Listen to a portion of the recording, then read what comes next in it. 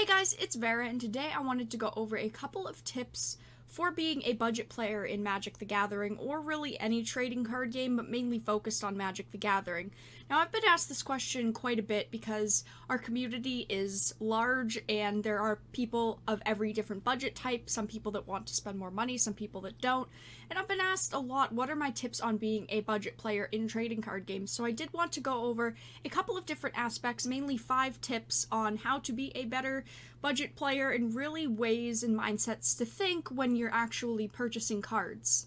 So the first thing is buying for multiple reasons, and that is really utilizing your purchases to the best of their ability. Now, this could be different formats, this could be different decks, but you want to make sure your purchases can go as far as they possibly can, and that is really buying for multiple reasons. You want to make sure that these cards can be utilized maybe in a different deck that you want to play in the same format, or even a different deck in a different format. That is one thing for me that really always helped me purchase cards in trading card games and in Magic the Gathering is I would look at it more of a wide lensed angle in a way. I would try to see how much use I could get out of this one card or this one playset of cards and see if I could utilize them in different ways. So my first big tip is really just making sure that you can use them in multiple places, not just one deck or not just one well, you could just use it in one format because the format is much more diverse.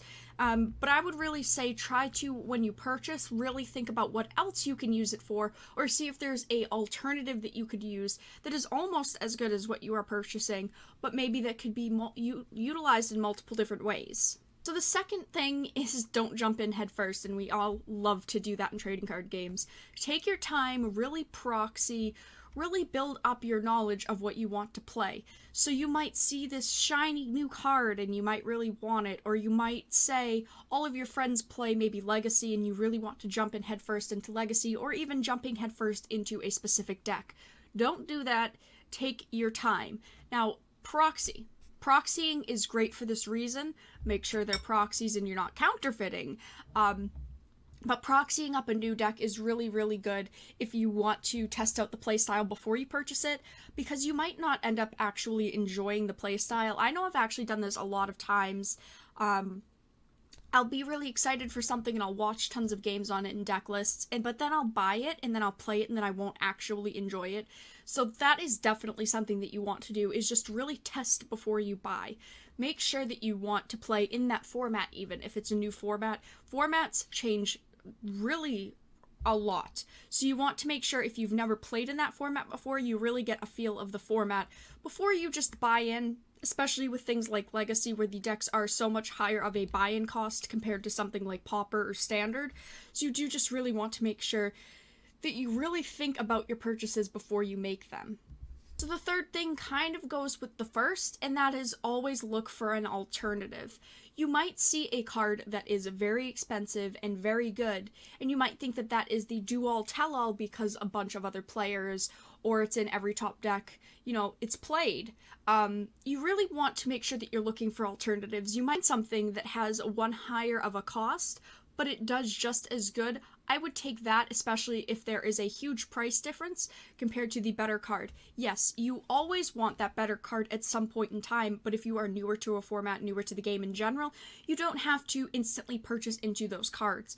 Buy an alternative that might be cheaper, it might be a little bit worse, but just buy into it, and over time try to push that out of your deck or your collection and then try to buy into the better cards. I know one card that's super expensive that a lot of people always compare in these situations is Snapcaster. Snapcaster is such a great card, but he is so expensive. He's like $50 most of the time, and he's a card that really doesn't lower. Always look for an alternatives. There are plenty of alternatives, There's something like Torrential Gearhulk, which is almost an alternative. There's the newer cards like Mission Briefing, which is the standard Snapcaster, which is only worth like $3 compared to the $45. Always just look for an alternative. There are plenty of alternatives. You could always Google it, Google the card name and then type in alternatives. Plenty of people have gone through this situation before, but always just try to look for something cheaper that might not be as good, and then slowly work your way into actually purchasing the card that you want to in the future. So the fourth tip is kind of something that I say to everybody. newer players, older players, maybe people that are trying to build their collections, don't purchase booster packs. This is a trap. Now, you might end up wanting to purchase a booster box, but never purchase singular booster packs, and there are plenty of reasons for that. First of all is weighing. Second of all is repacking. Weighing isn't that much more important in Magic the Gathering, but it is in other games like Vanguard or Yu-Gi-Oh! You can weigh the packs very, very easily, even in Pokemon, I believe. Repacking is also a thing. The older the sets go back, the more and more chances they are to be repacked. So definitely always, I usually say, try to buy a booster box, a sealed booster box. If you end up purchasing booster packs, always try to get them from someone you know or your local game store that might, that you have faith in and trust in. But I would never recommend purchasing booster packs, because if you are trying to get a singular card, you are most likely not going to pull it. You could say there's a 6 for 20 deal, and you get six booster packs for $20, but you might not get any of the card that you need. Then you just wasted that money. Yes, you built your collection a little bit, but it's always so cheap to buy a playset of cards. Like, you could buy a playset of commons on eBay for 99 cents, or you could buy bulk boxes. Always never purchase single booster packs unless you really just want to have that nostalgic feeling of just opening a booster pack. I would never say open booster packs if you are a budget player, because they do not usually end up worth your money. You always have that chance, of course, to pull a good value and to really pull what you needed, or just, like I said, pull value. But it's never usually worth it in the end. And it's usually just a waste of money. It doesn't help build your collection in an efficient way, and it definitely probably won't get you those cards that you need, unless the set is brand new and everything is super jacked up in prices. So I always say try not to purchase booster packs. Single booster packs, there's always so many problems revolving around them, but I mean, if you do, go for it, of course. It's always very fun and enjoyable, but in the terms of being a budget player, it's not very efficient as a budget player to purchase singular packs, or even booster boxes for that matter. For the price that you buy the product at, you can probably purchase that card or put that money actually towards directly knowing what you're going to get. And the fifth and final tip is don't purchase exclusive products.